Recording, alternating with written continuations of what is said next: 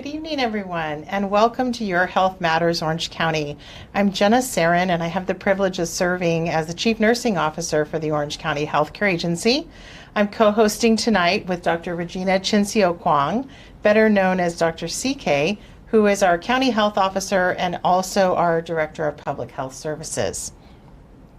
Today, our topic is focused on hepatitis, and May is Hepatitis Awareness Month, and while it may be a topic that some of us don't think about very often, it is a disease that is much more widespread than you may think.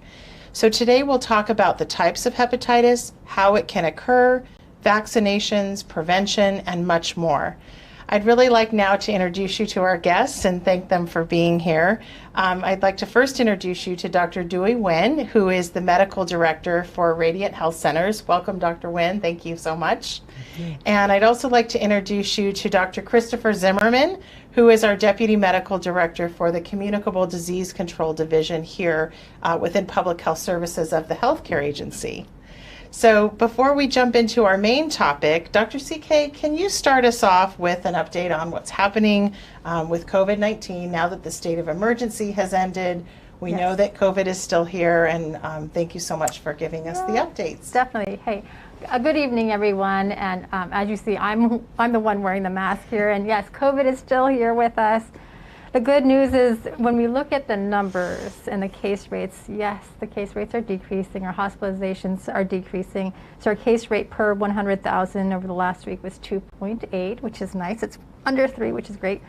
And then the 7-day case average was 81, and the positivity rate was 4.9%. Now, when you look at these numbers, the unfortunate part of this is these are reflecting the PCR cases. This is not reflecting the cases that of COVID positivity that are detected at home with the at-home antigen test kits. And we know that for the most part, most people are probably testing, if at all, at home with the antigen kits. You know, we are in the spring season, and there's a lot of people with a lot of symptoms, sneezing, coughing, and they think it's allergies, and I would urge everyone who has those symptoms to really consider testing. Because people are still being affected by COVID. My household was actually recently affected where one of my family members ended up with COVID and was positive for a good 14 days. And so I'm still wearing a mask because it's been, within the 10-day period of exposure, and I've been testing myself daily to make sure I'm negative. But, it's still out there. People are really significantly getting sick. I mean, this family member had a fever up to 104, which is kind of dangerous. You want to make sure they're on on medications to reduce that fever. You still want to hydrate them and monitor them closely because people are still getting sick. For hospitalizations, there's 91 now who are hospitalized with COVID, and the good news is our ICU admissions are going down. So last week we had 13 in the ICU with COVID, but see, it still affects people. And when we compare it to 2 years ago, these were really high numbers. Now when you look at overall in the last 3 years, maybe they're not so high compared to the thousands that were in the hospital, or maybe the hundreds that were in the ICU, but still this was actually much higher than a couple years ago. And Dr. Zimmerman was looking at that closely, but it is still here with us. We have vaccines, the updated bivalent vaccines that we know are effective against the newer variants that are circulating. So vaccines are still very important. In Orange County, as of last week, we have now at least 10% of the population who've received at least, so 65 and older, we have about 102% with at least one dose, and 95% that are fully vaccinated. And as far as fully vaccinated individuals in Orange County, over 2,370,000 are fully vaccinated, and just over 1,457,481 received a booster. So that's only 17.7% who received the updated bivalent booster. Now, recently today, hot off the press, FDA actually recently just announced that they are simplifying the COVID vaccine schedule, and they're withdrawing the authorization for the monovalent or the original vaccine, and they're going with the bivalent vaccine since that is the more effective vaccine. So please look out for that. So with this announcement, individuals who are 65 and older are now eligible to receive an additional dose at 4 months following their initial bivalent dose. And for the individuals who have certain immunocompromised conditions, they can receive an additional dose at least 2 months following their dose of the bivalent vaccine. But this should be discussed with their primary care provider to really understand how often and how frequent to get the booster. More information is coming. CDC's Advisory Committee on Immunization Practice is actually meeting tomorrow to discuss this recommendation and the recommendation overall for COVID vaccines. So we're likely to hear more from the CDC later on this week. So more to come. Keep your eyes and ears tuned to the news so we can find out more information of how we can protect ourselves and our families. That being said, again, remember that COVID is still here. If you have symptoms, please test yourself and isolate until you figure out what your symptoms are from. And also, if you are positive for COVID, monitor your symptoms closely, appropriately treat, especially if you're high risk. There is still antiviral medication in the form of Paxlovid that is available. And really, if you're 50 years and older, even if you don't have another condition, you actually qualify to receive Paxlovid as long as you don't have a condition or medication that interacts or is not recommended when using Paxlovid. So please talk to your provider more about this. And for those who are 12 and up with a chronic condition or condition that puts them at high risk for severe illness, they may actually qualify for Paxlovid. So please seek treatment because it can really reduce your chances of getting hospitalized, having severe infection. It can reduce the length of time that you're sick and potentially also reduce your chances of getting long COVID. Great. Thank you so much, Dr. CK. And I'd like to, as we move into our topic of the evening, I'd like to invite our viewers for any questions that you have. Please submit those to yourhealthmattersoc.com and at ochca.com. Again, that's yourhealthmatters at ochca.com. So please feel free to send in any questions that you have, and we'll be sure to address those on the show. So with that, we're going to go ahead and move into our topic of the evening with hepatitis. And again, want to thank our two experts here to be able to share with all of you their knowledge and information in terms of their practice and how they're serving the community. And I think one thing we'd probably want to start off with just for our general viewership is if you could start maybe by sharing a little bit as to, what is hepatitis and specifically, what is infectious hepatitis? So maybe Dr. Zimmerman, if you want to kick us off here. Sure. So hepatitis is a general term about inflammation or irritation of the liver. And there are a number of things that can cause it. Drugs, medications can sometimes people can have autoimmune hepatitis where their body causes that, their immune system causes that inflammation. But really from a public health perspective and really the majority of hepatitis that we're concerned with are infectious hepatitis. And there's a range of those, an alphabet soup of hepatitis A, B, C. There's also a D and E, although those are much rarer. Great. Thank you. And as we get into that, knowing we kind of have this alphabet soup, when we think about the different types of hepatitis and we talk about just again in general, the acute infections versus chronic infections, can you tell us a little bit more about that? And maybe we'll start with you, and then Dr. Dewey, if you'd like to share a little bit from what you're seeing, within your practice, and if it's more in the acute realm versus chronic or a mix of both. I think that would be helpful for our viewers as well. So different infectious hepatitis may present in different ways. Some, like hepatitis A, are much more likely to cause symptomatic acute disease where people get quite ill. They frequently turn yellow, what's called jaundiced. They may have nausea, vomiting, abdominal pain, fevers. With some of the other hepatitis Bs, it may vary by age. With hepatitis B, if you're infected as a newborn or a young child, it's much less likely that you become sick, but you may actually develop a chronic infection.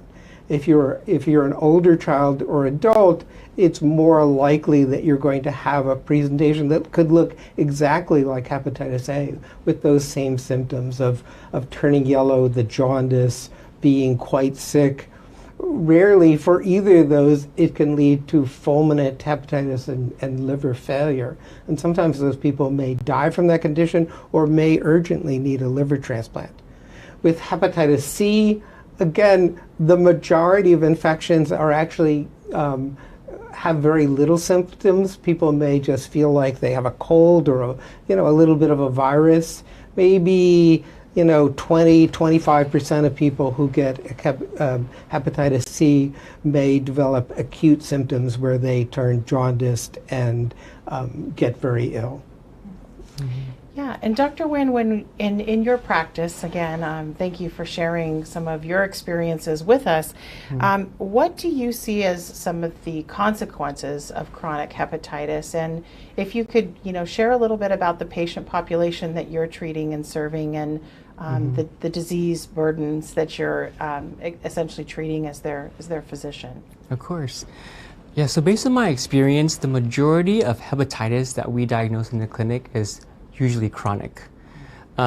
It's less often when we have a patient come in with nausea, vomiting, abdominal pain, and we're able to diagnose them with acute hepatitis. So there are blood tests that we can do for acute versus chronic, but the majority of the time it's chronic. And what's scary about hepatitis B and C is that when you have a chronic infection, you might not have any symptoms for a very long time.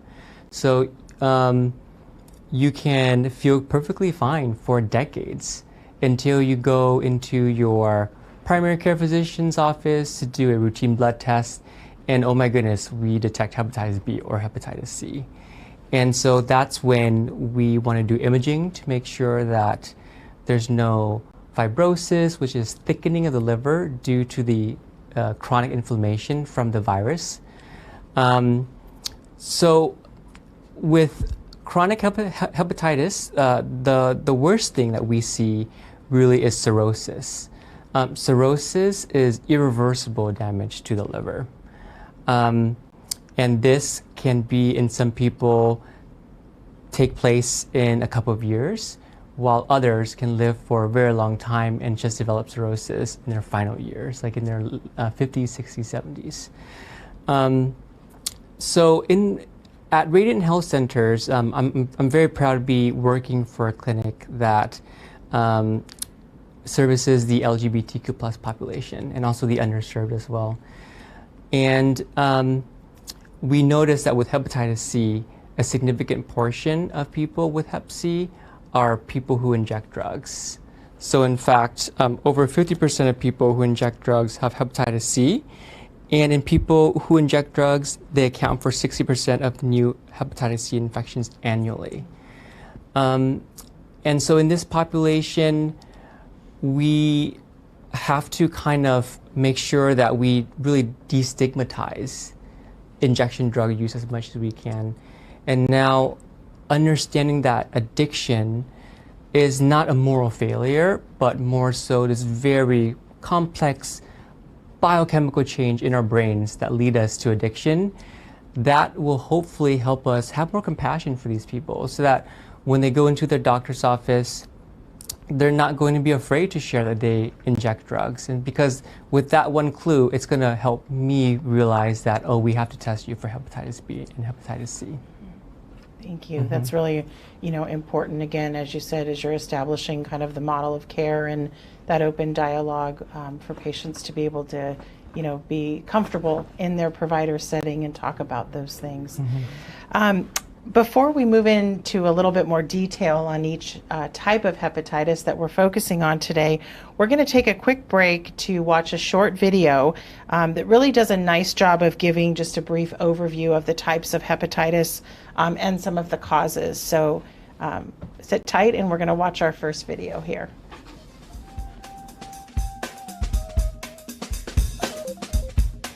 So today I'm bringing you the alphabet of hepatitis. Sorry if you're expecting something else. The thing is that there's Hep A, B, C, D, E, and some of them are sexually transmitted. So it's important to differentiate what each hepatitis is. Now, let's start with what is hepatitis. Hepatitis is an inflammation of the liver caused by a viral infection. These 5 types of hepatitis are a big deal because of the amount of illnesses, epidemics, and death that they cause. Now, the symptoms of hepatitis are relatively similar. Fever, nausea, vomiting, joint pain, jaundice, loss of appetite, and more. So without further ado, here is my handy-dandy study guide of all things hepatitis. Never thought I'd be making one of those. Hepatitis A. The major way of transmission is through contaminated food and water. In fact, Hep A is primarily associated with dirty water and poor sanitation. Symptoms generally take about 2 to 3 weeks to show up. However, it's rarely fatal, and there is a Hep A vaccine. Hep B. Unlike A, it is not spread through contaminated food or water. It's actually spread through infected blood, sexual contact, or needles, and symptoms take on average about 2.5 months to show up. In fact, the virus can survive outside the body for at least 7 days and still cause infection to a new person. If left untreated, Hep B can cause liver cancer and serious damage. Good news though, there is Hep B vaccine. Also, 90% of the people infected usually recover within 6 months. C. C is spread primarily through coming into contact with infected blood transfusion, sharing needles, and being born to a Hep C mother. Symptoms can take anywhere between 2 to 6 months to show up, and 80% of cases don't even have symptoms. However, there are antiviral drugs to take care of this. Unfortunately, no vaccine. Hep D. Well, to get you to D, you must already have Hep B. Therefore, it is spread from sexual contact or blood. No vaccine or treatment is available, so prevention is essential. E. Again, E is primarily through water and contaminated food. Symptoms take about 40 days to show up. Unlike A, there is no vaccine, though it's not fatal. Remember, prevention is always better than treatment, so be careful of the sanitation around the food and water you drink. So that was all things hepatitis from A to E. See what I did there? Anyways, guys, if you want more information about hepatitis or, really anything else, email me, SMS me, and subscribe. See you guys later.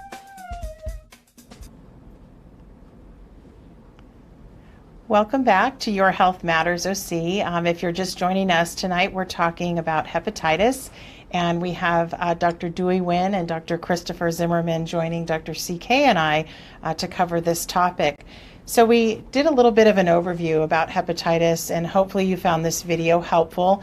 As a reminder, if you do have any questions, please submit those to us at yourhealthmatters at ochca.com, and we're happy to answer those questions. But now we're going to spend a little bit more time getting into the specific types of hepatitis. And we're first going to cover hepatitis A. And I know we've got some slides on the data that kind of show us current state as to where we're at with things. So if we can, Dr. Zimmerman, maybe lean into your expertise to talk to us a little bit more about the current state of Hep A, and then we'll get into how it spreads, et cetera, for our viewers. Sure. So historically, we saw a lot of Hep A in young children in childcare settings because it's spread by what we call fecal oral. It's shed in the stool, and if people don't wash their hands or they drink contaminated water, then they can get it in, and it can get in through your mouth and then back out through your stool. So that's how it's transmitted, through contaminated food, water, things that you might touch, your hands. And that's one of the reasons that we saw it frequently in childcare. Now, we started vaccinating against hepatitis A in the late 90s, and we've seen decreasing rates of disease. And really, rates of disease have been quite low. Did the data slide pop up? I mean, what we saw in sort of 2018, 2019 was a big increase in cases suddenly in this country. And that was an outbreak that actually started in the San Diego area and moved around the country in homeless populations. And subsequently, there's been recommendations that people who are living in homeless situations should all be vaccinated to prevent hepatitis A because we've seen large outbreaks associated with that. Occasionally, there are foodborne outbreaks of Hep A. They're much smaller than what we saw in the past, or this recent outbreak among homeless individuals. Those are frequently spread through fresh or frozen fruits and vegetables, and it may be that contamination takes place in the fields where those items are picked, and if you don't wash your fruits and vegetables, or you're not cooking whatever you're eating, then there's a chance that you can spread hepatitis A that way. And we've seen occasional outbreaks. There was a recent outbreak in Washington State associated with frozen fruits. And actually, some of those fruits were removed from stores here in Argent County when the recalls took place. But we haven't seen any cases in the county associated with that outbreak. The other population we continue to worry about, and we continue to see cases in, are travelers. People who travel outside of the country to places where, you may not think about it, but we frequently see people going to Mexico and other tourist locations, and they think, well, I'm drinking bottled water, but that contamination can take place. And so we regularly see cases of hepatitis A in people who are returning travelers. It's important for travelers to get vaccinated against hepatitis A before they travel, and that will protect you and not bring disease back. So how often would you have to get vaccinated, right? So if you're a frequent traveler and you're going to travel once a year, would you every single time get a vaccine? So the schedule is now quite simple, really. There's a vaccine that you get it, and you could travel after receiving a single dose, but then you should get a booster 6 to 12 months later. And then you're protected for life. It used to be that people would get the shot of gamma globulin, which provided protective antibodies, but there's always risk when you're being injected with blood products, so that the Hep A vaccine's been much safer. There are actually now combined hepatitis A and B vaccines that have simplified schedules. But right now, the recommendation is all children get vaccinated starting at a year of age. And as that cohort grows, that will cover populations. And in fact, anyone under 18 is recommended to get a catch-up if they haven't been vaccinated.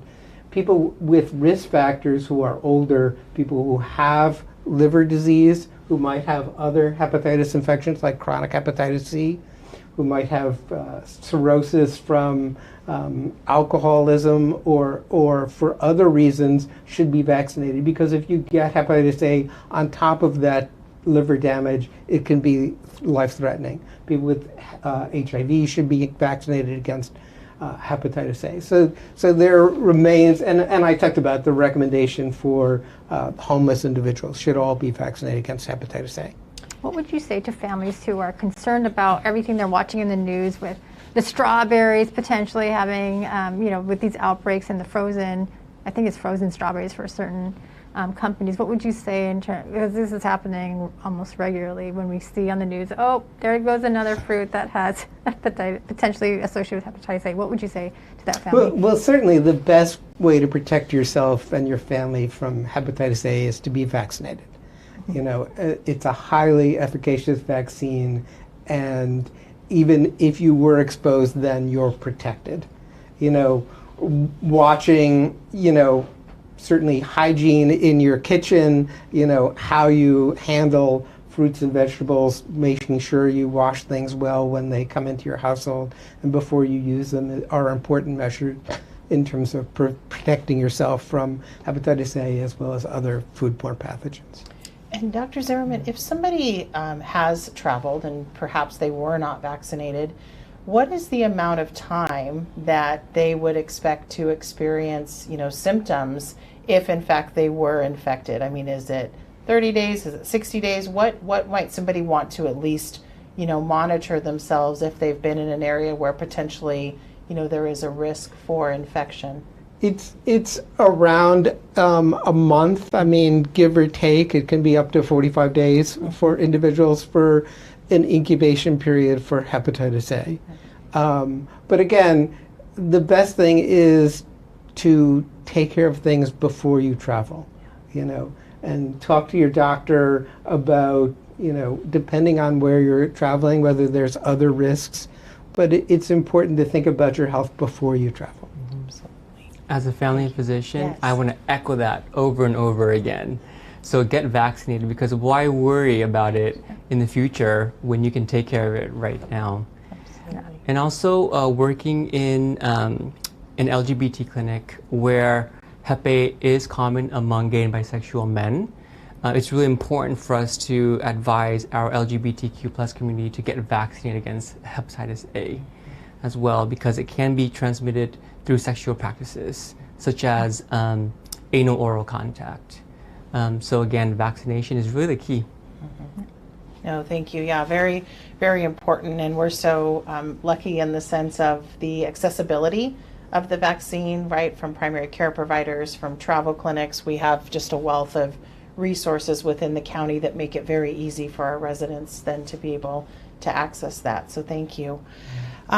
Before we move into the other types of hepatitis that we're going to focus on this evening, we are going to take another short break to watch a video which actually stresses the importance of educating ourselves about the disease, and it will start to talk a little bit more about hepatitis B and C, which we're going to get into next. So let's watch. There is a silent threat we can confront and beat when empowered with information. Around 57% of cases of liver cirrhosis and 78% of liver cancer worldwide are caused by infections, which in turn are caused by hepatitis B or C viruses. These viruses may produce an inflammation of the liver. Some of the common symptoms are fever, nausea, vomiting, abdominal pain, skin rash, jaundice, loss of appetite.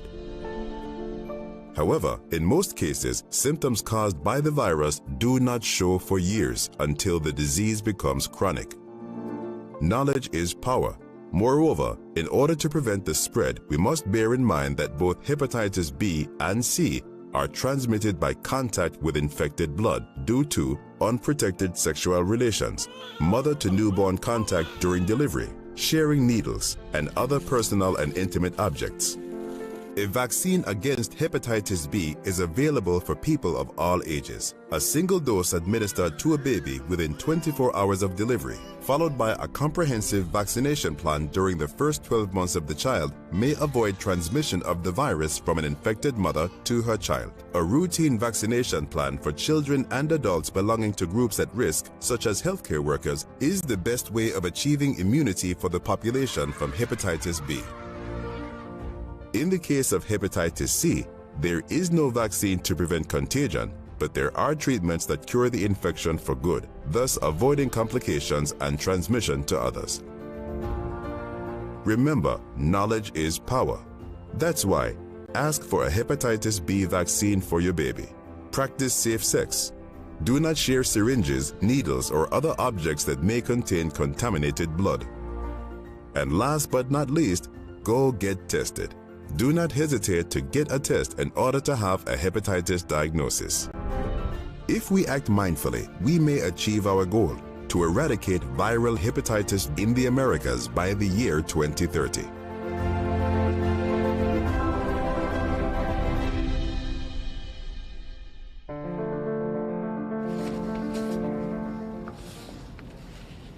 Welcome back to Your Health Matters OC, and if you're just joining us again, tonight we're focusing on the really important topic of hepatitis, and joining Dr. CK and I are Dr. Dewey Nguyen and Dr. Christopher Zimmerman, who work as both public health and community physicians serving individuals that have hepatitis. We're also spending some time focusing on the importance of some of the vaccines that we're able to prevent some of these illness with. So thank you for being here. Just again, as a reminder, if you have any questions, please feel free to email those to us at yourhealthmatters at ochca.com. So with that, we're now going to move in and talk a little bit more about hepatitis B and hepatitis C. But as we did with hepatitis A, before we get into some of the mechanics and factors around the illness, if you could, Dr. Zimmerman, to walk us through a little bit of the data in our current state of both of these types of virus. So with hepatitis B, we've actually had a vaccine available since the mid-'80s. And we've seen fairly low rates of disease in this country. Although steady, you still see hepatitis B among immigrant populations from certain parts of the world. But as you can see on the slide, it's been quite even across different groups. Next slide. And there we go. Yeah, and really that's been the impact of vaccination here, but also more and more so in other parts of the world. Next slide. But this is the picture of hepatitis C, and it's a much more concerning one. What we've been seeing is that really in the last 10 years we've been seeing an increase in the number of hepatitis C cases identified in this country. And that's been more and more in a younger population. We used to think that the highest risk individuals were people sort of born in the baby boom generation who might have been exposed to blood or blood products at a time where we didn't know about hepatitis C and we couldn't screen. But what we're seeing is that cases are increasing in a young population, young adult population, and that seems to be associated with IV drug use predominantly. Mm-hmm. Yeah, before 2010, we were seeing a decrease in hepatitis C, but then unfortunately, after 2010 to now, we're seeing a significant increase in hepatitis C cases. A lot in our younger males between the ages of 20 to 40, and especially in people who use injection drugs. And so that's why now the CDC recommends testing all adults for hepatitis C, whereas before I believe 2019, the recommendation was just to screen people who were born between 1945 to 1965, as Dr. Z had referred to, due to possible exposure to blood products. So it's really important that all adults get tested for hepatitis C. Mm-hmm. And so all adults should be tested at least once. And then if people have risk factors for disease, they should get tested more regularly. And that's a discussion, because if with hepatitis C, we don't have a vaccine to protect people. So if you're screened and you're negative, but you're involved in risky activities, whether that's injection drug use or unprotected sex, that you could be exposed at some other time, and those individuals should be screened more often. But people with no risk factors should be tested at least once in adulthood. Dr. Zimmerman, can you speak a little bit to some of the racial, ethnic differences that we're seeing there with some of our Hep C cases? I believe we've got a slide we're pulling up now here on that as well. I think what we've been seeing here locally has been higher rates of disease in Hispanic populations, but you've also seen it in African American populations and in other parts of the country. I think there's, but if you look across a number of groups, it's rising in all of them, and that's the biggest concern, is it's rising across a variety of populations, and why everyone should be screened. Perfect. So can we talk for just a little bit, because I think, for our viewers, it's important to have additional detail, because unlike hepatitis A, how is hepatitis B spread? And is it more transmissible, less transmissible? What do we know about the way hepatitis B specifically is spread and transmissibility? Yeah, so hepatitis B and C are both bloodborne illnesses. So it might be from, again, injection drug use, or it might be transferred from mother to child during delivery. So those are the two most common ways. Some less common ways are through sexual contact, but we know now that this method is very low risk through sexual contact, and so it's actually recommended that if you don't have any STIs, other STIs like chlamydia and gonorrhea, you don't necessarily have to use condoms when having sexual intercourse if you're concerned about transmitting hepatitis B and C. Mm-hmm. So in that sense, with the sexual transmission, blood or bodily fluids, or like you said, because it's so much of a lower risk with bodily fluids versus it being true bloodborne, correct? Mm-hmm. Okay. Yes, Okay. so it's definitely mostly through blood. Uh-huh. There are reports of us detecting hepatitis B and C in semen, for example, but it's still very unlikely to be transmitting hepatitis B or C through that way.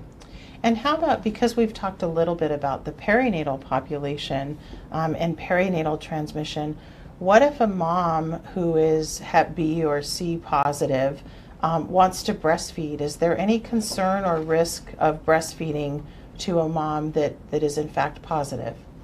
So in terms of hepatitis B and perinatal transmission, again, because we've had a vaccine for a number of years, we have well-developed programs that, let me step back for a sec. For both hepatitis B and for hepatitis C, the recommendation is that pregnant women get tested with each pregnancy. So, just because you were tested the last time you were negative, the recommendation is getting tested with each pregnancy. For women who are infected with hepatitis B, there's things that we can do that are highly effective at preventing transmission from the mother to child. We give to newborns within 12 hours of birth what's called hepatitis B immune globulin, sort of like we were talking about gamma globulin, as well as the first dose of hepatitis B vaccine. And that's 90 to 95% effective at preventing transmission. For some moms without that intervention, there's a 90% risk of transmitting hepatitis B from mother to child. So we see transmission much more frequently from mother to child with hepatitis B, and those children tend not to get sick, and they tend to be very likely to develop chronic infection that could last their lifetime. So again, we've had very effective programs and do a great job protecting the children born to hepatitis B mothers. With hepatitis C, there isn't a vaccine, and there isn't enough information to say whether treatment to a mother during her pregnancy is safe. So what we try to do is monitor those children. The risk of transmission appears to be much lower, maybe only 5% of babies born to hepatitis C positive mothers will become infected. A lot of those children may be able to clear the infection on their own, but they should be tested for the virus within the first year of life, or at least for antibodies at about 18 months of age. If they are infected, starting at 3 years of age, we can talk about treating those children for hepatitis C. And to answer your question about breastfeeding, there is no concern with breastfeeding if you do have hepatitis C as a mother. So you can continue breastfeeding. Thank you. That's really helpful information. I think the other thing, as you both have talked about how the diseases, might present. We talked about that for Hep A. How might Hep B or C present, and does it vary based on the population, like younger people versus older people? What does that look like from a clinical perspective if somebody has acute hepatitis from both B and C? And is there any variability in ages or other that you would see from a patient? I think the answer would be no in terms of variability. So hepatitis A, B, and C, they can all present very similarly in the acute stage. So again, it's the nausea, vomiting, abdominal pain, jaundice, which is yellowing of the skin or the whites of your eyes. You might have some fatigue as well. And for chronic infection of hepatitis B and C, again, a lot of people don't know that they have it. So oftentimes it's asymptomatic, but you also might have a low level of fatigue, some weight loss, loss of appetite, so very non-specific symptoms. And really the clue that might ping your physician into thinking about hepatitis is that jaundice, that yellowing of the skin and the whites of your eyes. Also, dark urine can also be one of the symptoms that can clue us in, and also clay-colored stools. So if your stools seem to be a little bit lighter, that might clue us into hepatitis. Okay.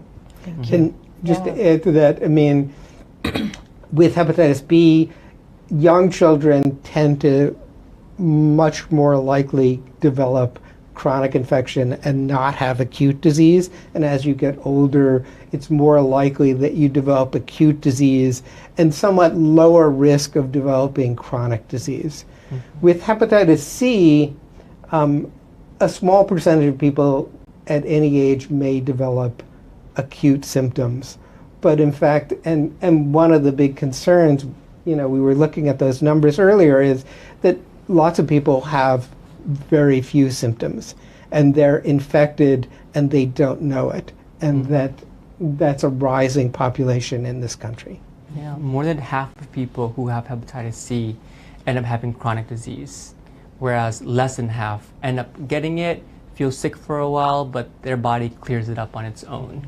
And so for those people who clear it up on their own, you don't have to take any medications for it. But for the people with chronic disease, you do want to take medications if you can. So really key for hepatitis C is testing, right? Especially if you're at risk. So I know that we do have a slide that we can show to highlight this. That the CDC recommends hepatitis C testing for anyone age 18 and above with with a risk factor, and then all pregnant women or pregnant people, and then everyone who has a risk factor. So if you fit any of those categories, definitely ask your provider to consider getting testing, because we do know that there's treatment now.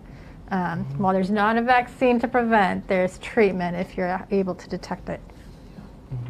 And yeah, please. I was going to add, just recently, just a few weeks ago, the end of last month, the CDC came out with new recommendations for hepatitis B screening that sort of mirror the hepatitis C, in that all adults 18 years or older should get tested once, because again, there's people out there with chronic hepatitis B who don't know it, and those people are at risk for complications of hepatitis B in terms of, we talked about cirrhosis. There's also liver cancer is a complication of these chronic infections, and liver failure. In fact, Hep C is one of the leading causes of needing a liver transplant in this country. But yeah, for both hepatitis B and for hepatitis C, all adults should get tested at least once, even if you don't have any risk factors. And then people with risk factors may need to be tested on top of that, or preferably with hepatitis B, they get vaccinated. Yeah, just like with many diseases, hepatitis B and C affect certain communities more disproportionately than others. So for example, with Hep B, the Asian American community comprised of only 6% of the US population, but actually account for up to 58% of hepatitis B chronic infections. And so if you're in one of those communities and you're an immigrant, definitely speak to your physician about getting tested for hepatitis B. Great. For our final video tonight, and we're going to have a short view of ways that we can prevent hepatitis C. And then our final segment, we're going to talk a little bit more, because I think it's really of interest as you spoke to different treatment regimens or medications, and what does that look like for a person living with chronic disease. So before we get into this, we're going to show our final video here. So please watch. Hepatitis C affects 2.4 million people in the U.S. It spreads when the blood of an infected person enters the body of someone who is not. The best treatment for Hep C is prevention and not engaging in risky behavior. Don't share needles. Don't share personal items like razors or toothbrushes. Don't have unprotected sex with multiple partners. Don't get tattoos or piercings in unregulated settings. For healthcare workers, be careful of needle stick injuries. If you feel you have been infected with Hep C, see your doctor and get tested.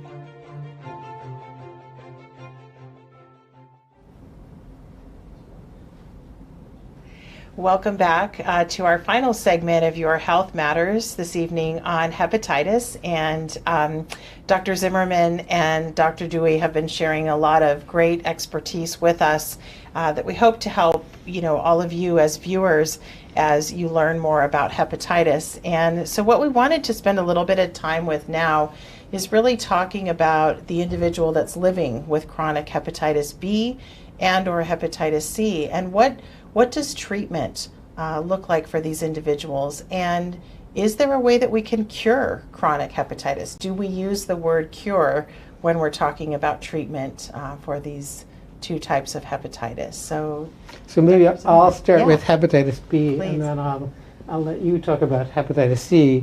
I mean, there isn't curative treatment for hepatitis B.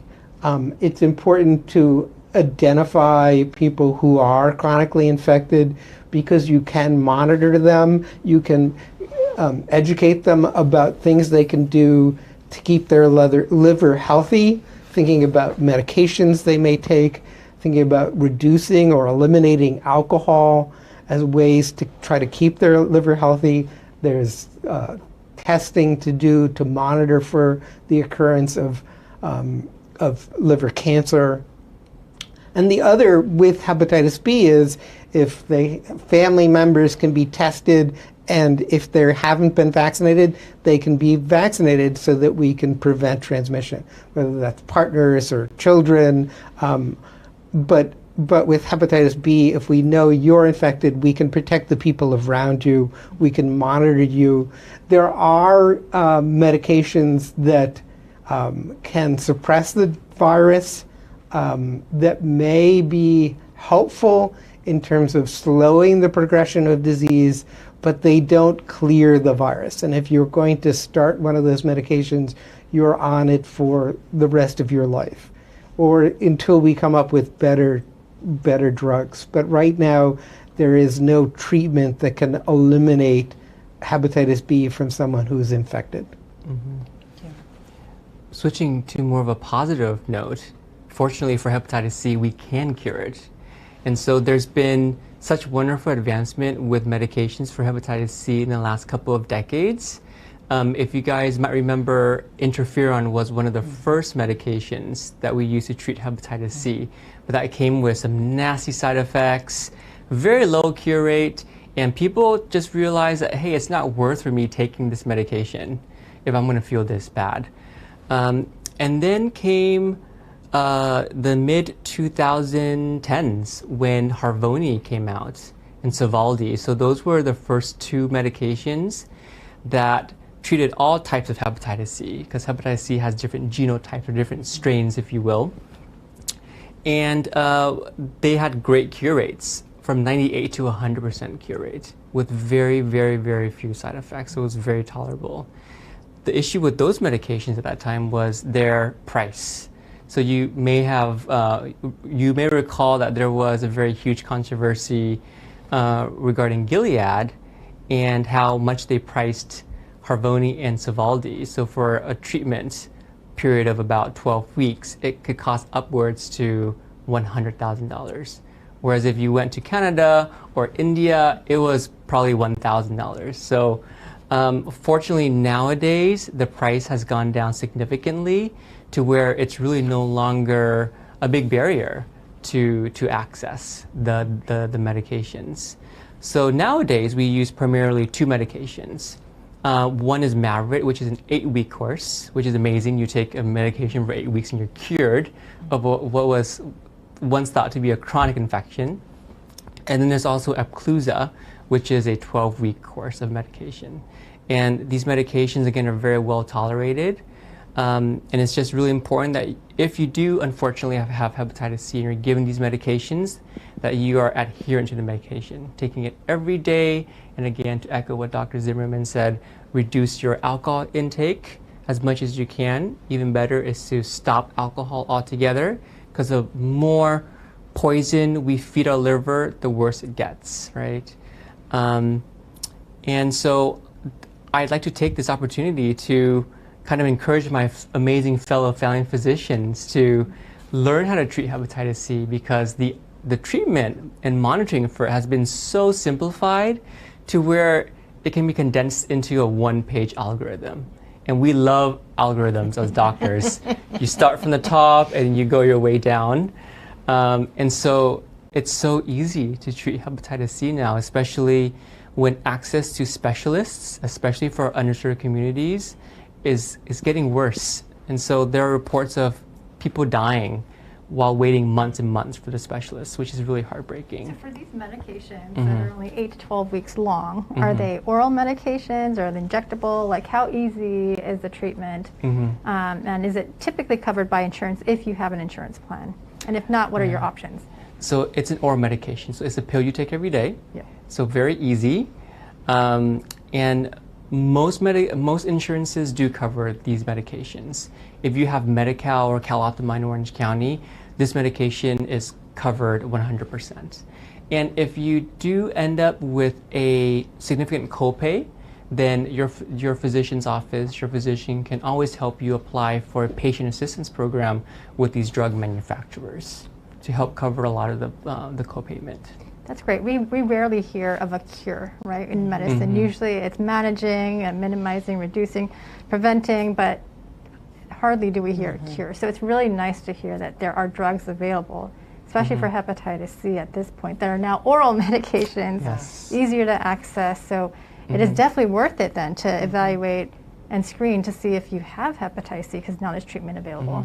Yeah, from a public health perspective, like, treatment of people with hepatitis C is the best way to prevent further transmission. We don't have a vaccine, and while they're working on one, they haven't been successful as of yet.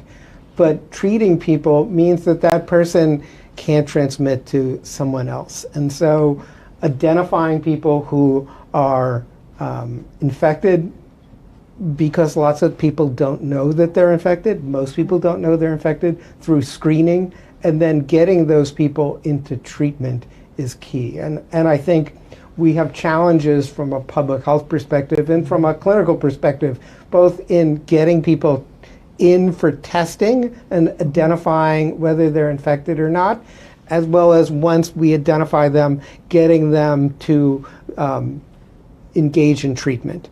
It's gotten a lot easier, and hopefully, communications like this will get more people willing to say, yeah, maybe I should get treated, and that maybe it is a lot easier and better now. This has been such wonderful information, and before we wrap up, we'd like to invite anybody in the medical community that's interested in learning more against the fight against hepatitis, that the Orange County Immunization Coalition will be hosting an educational online meeting. And if you're interested in attending, please send an email to jwyn, that's on the screen now, it's JNGUYEN @OCHCA.com for details. So we again welcome all of our medical community members to partake in our Orange County Immunization Coalition. As we close this evening, we certainly want to thank Dr. CK and thank our special guests, Dr. Dewey, Dr. Zimmerman. We very much appreciate your time, the expertise, and really want to thank you both. I know we've been celebrating Doctors' Day over the past month here, and just want to thank you for the service to the community, to the public, and really for being a part of all of the efforts here at HCA to be able to offer our viewership. We hope that all of you watching will join us next month for our Your Health Matters talk show, which will be on May 16th. May is National Health Awareness Month for mental health, and we'll be talking about mental health as an important factor, as well as physical health, and discussing strategies for attaining mental health and wellness. So we also want to use this awareness month to reduce stigma. We've talked about some of that this evening that surrounds mental illness in particular for next month, and we'll have some exciting guests, and you certainly won't want to miss this. So please join us on May 16th. But for this evening, again, thank you to our special guests. Thank you, viewers, for being here with us, and stay healthy. We look forward to seeing you in May.